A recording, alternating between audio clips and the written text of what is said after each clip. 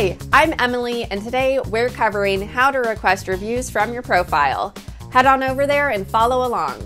When you log into your account, you'll see a tab on the right that says Request Reviews. From here, you can enter your client's emails and send their request that way, but I recommend doing it another way.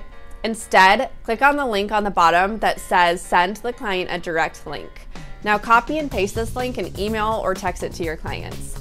That way, they'll get their request from you directly. Save this link somewhere convenient so you have access to it for the future. When your client submits a review, it can take a few days, so be patient. Not too complicated, right?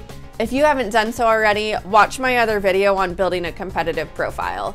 That video has more tips and tricks on influencing consumers to contact you over another agent.